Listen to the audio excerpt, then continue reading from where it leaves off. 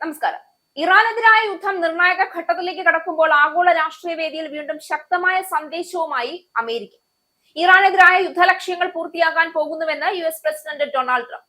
സൈനികാക്രമണം ആരംഭിച്ച് 4 ആഴ്ച പിന്നിടുമ്പോൾ രാജ്യത്തെ അഭിസംബോധന ചെയ്ത് സംസാരിക്കവെയാണ് ഇക്കാര്യങ്ങൾ ട്രംപ് പറഞ്ഞത്.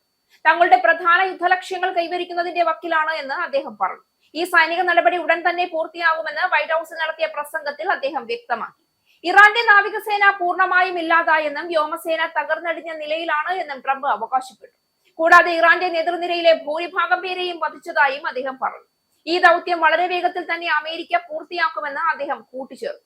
ഇറാനെതിരെയുള്ള ഓപ്പറേഷൻ എപ്പിക് ഫ്യൂറി വഴി അമേരിക്കൻ സൈന്യം വേഗമേറിയതും നിർണായകവുമായ വിജയങ്ങൾ കൈവരിച്ചതായി ട്രംപ് അവകാശപ്പെട്ടു. ലോകത്തിലെ ഭീകരവാദത്തിന്റെ പ്രധാന സ്പോൺസറായ ഇറാനെതിരെയുള്ള ഈ പോരാട്ടത്തിൽ അമേരിക്കയുടെ തന്ത്രപ്രധാനമായ ലക്ഷ്യങ്ങൾ പൂർത്തിയാകാറായെന്നും യുദ്ധം വൈകാതെ അവസാനിക്കുമെന്നും അദ്ദേഹം സൂചിപ്പിച്ചു. ഇറാന്റെ നാവികസേന പൂർണ്ണമായും ഇല്ലാതാക്കപ്പെട്ടു. വ്യോമസേന തകർക്കപ്പെട്ട നിലയിലാണ്. വരും ആഴ്ചകളിൽ ആക്രമണം കൂടുതൽ ശക്തമാക്കുമെന്ന് US പ്രസിഡന്റ് ഡൊണാൾഡ് ട്രംപ് മുന്നറിയിപ്പും നൽകി. അടുത്ത 2-3 ആഴ്ചയ്ക്കുള്ളിൽ ഞങ്ങൾ അവരെ അതിശക്തമായി പ്രഹരിക്കാൻ പോവുകയാണ് എന്ന് വൈറ്റ് ഹൌസിൽ രാജ്യത്തെ അഭിസംബോധന ചെയ്തുകൊണ്ടാണ് അദ്ദേഹം പറഞ്ഞത്.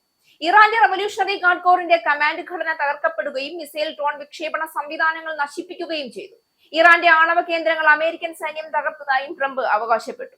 ഇറാന്റെ പ്രധാന നേതൃനിരയിലുള്ള പലരെയും വധിക്കാൻ സൈന്യത്തിന് സാധിച്ചുവെന്നും ആയുധ നിർമ്മാണശാലകൾ ഉൾപ്പെടെയുള്ളവ തകർത്തതായും അദ്ദേഹം കൂട്ടിച്ചേർത്തു. നിലവിൽ തങ്ങളുടെ ശത്രുക്കൾ പരാജയപ്പെടുകയാണെന്നും അമേരിക്കൻ സൈന്യം കൂടുതൽ കരുത്തോടെ മുന്നേറുകയാണെന്നും ട്രംപ് അവകാശപ്പെട്ടു. രാജ്യത്തെ അഭിസംബോധന ചെയ്ത് നടത്തിയ പ്രസംഗത്തിൽ ട്രംപ് പറഞ്ഞ വാക്കുകൾ ഒരു വിജയം പ്രഖ്യാപനത്തിന്റെ ശബ്ദം മാത്രമല്ല, ലോകത്തിന് മുന്നിൽ പുതിയ ശക്തി സമവാക്യങ്ങൾ വരച്ചുകാട്ടുന്ന മുന്നറിയിപ്പും കൂടിയാണ്.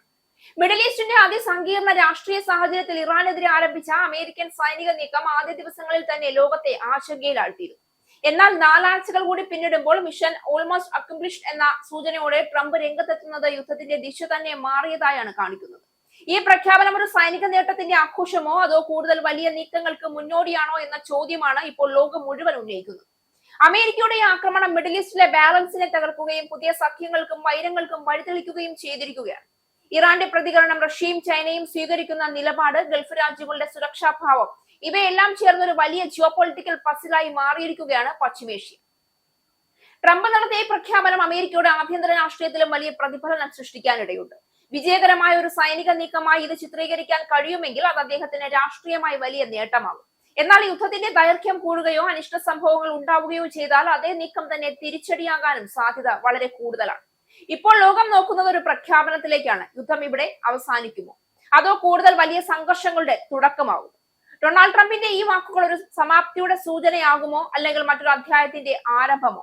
അതിന്റെ ഉത്തരമാണ് ഇനി ആഗോള രാഷ്ട്രീയത്തിന്റെ ഭാവി നിർണ്ണയിക്കുന്നത്.